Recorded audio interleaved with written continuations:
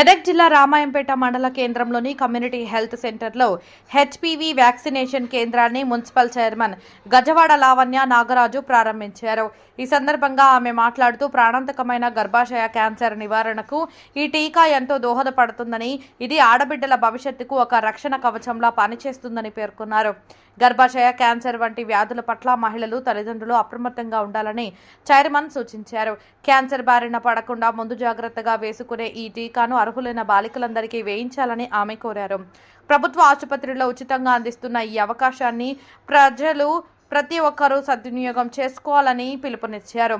కార్యక్రమంలో DMHO Sriram, vaccination incharge Madhavi, health community centre superintendent Limbadri, doctor Harisingh, doctor Vaishali, వెంకటేశ్వరరావుతో పాటు municipal vice chairperson Pochammala Navaneetha, ward కౌన్సిలర్లు దేవుని రంజిత్, గజవాడ నాగరాజు, చౌదరి చరిత, బైరం స్వప్న, మధ్యల మాధవి, జంగంపల్లి శంకర్ గౌడ్, గుగులోతు రవి, కొక్కు ప్రవీణ్ తదితరులు పాల్గొన్నారు.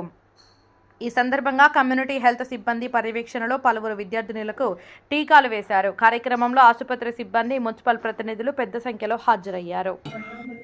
చైర్మన్ వాళ్ళ వెనకాల వచ్చిన వాళ్ళ కార్యకర్తలు, వాళ్ళ వచ్చిన పబ్లిక్ కి కూడా, వ్యాక్సిన్ తీసుకోవడానికి వచ్చిన బెడ్ పర్సన్ అందరికీ కూడా నా ధన్యవాదములు. మాకు ఇవాళ డిస్ట్రిక్ట్ మెడికల్ ఆఫీసర్ అంటే డిఎంహెచ్ఓ సారు ఇవాళ మాకు వ్యాక్సినేషన్ చేసుకోమని చెప్పేసి ఆర్డర్ పాస్ చేసింది. So collector madam DMHO sir ఆదేశానుసారంగా మా డిసిఎస్ యువజన సార్ వాళ్ళ Madhuri madam NCD programme officer ఆదేశానుసారంగా ఇవాళ మేము ప్రోగ్రామ్ హెచ్పివి వ్యాక్సిన్ 14-15 సంవత్సరాల పిల్లలకి అంటే ఫీమేల్ వాళ్ళకి మాత్రమే ఇవ్వాలని చెప్పి గవర్నమెంట్ నిర్ణయించడం జరిగింది. సో మనకు ఈ ప్రోగ్రామ్ కి మన కౌన్సిలింగ్ మీటింగ్ వెళ్ళినప్పుడు ఎమ్మెల్యే సార్ వస్తున్నారు. సో అసెంబ్లీ ఉండడం వలన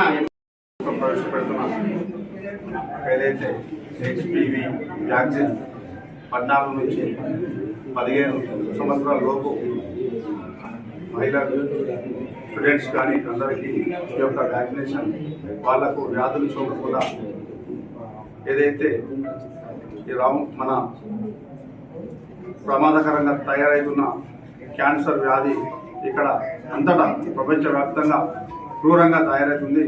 దీనికి నివారణ చర్యగా మన రాష్ట్ర ప్రభుత్వం కనిపెట్టి మన ప్రభుత్వాల ఆదేశాల మేరకు ఈరోజు రామంపేట పట్టణంలో 14 నుంచి 15 సంవత్సరాల పిల్లలకు అందరికీ వ్యాక్సినేషన్ మా హాస్పిటల్లో జరగడం జరుగుతుంది. దీనికి మా గౌరవ శాసనసభ్యులు మెదక్ ఎమ్మెల్యే రోహిత్ సార్ ఆదేశాల మేరకు సార్కు అసెంబ్లీ ఉన్నందున ఈరోజు హాజరు కాలేకపోయాడు.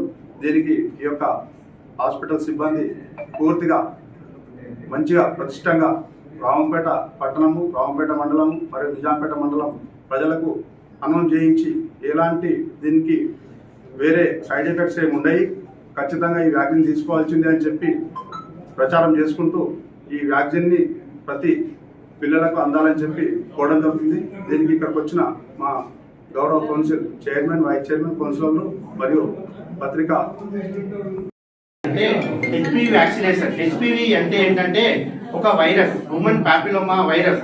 ఆ వైరస్ వలన అది ఎట్లా వస్తుందంటే కొంత అంటే స్కిన్ టు స్కిన్ రావడం, ఇంకా వేరే విధంగా అంటే వేరే సెక్సువల్ కాంటాక్ట్ అట్లా రావడం, అట్లా జరుగుతూ ఒక అమ్మాయిలో ఎక్కువ గర్భాశయ క్యాన్సర్ వస్తుంది.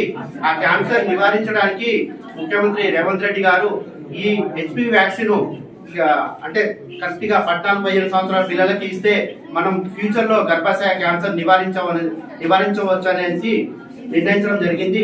సో ప్రత్యేకంగా ముఖ్యమంత్రి గారికి మా హాస్పిటల్ తరఫున, మా రామాయంపేట ప్రజల తరఫున ప్రత్యేక ధన్యవాదాలు చెప్తున్నాం. ఎందుకంటే హెచ్పివి వ్యాక్సిన్ కాస్ట్ మినిమం 10,000 పైనే ఒక డోస్ ఉంటుంది.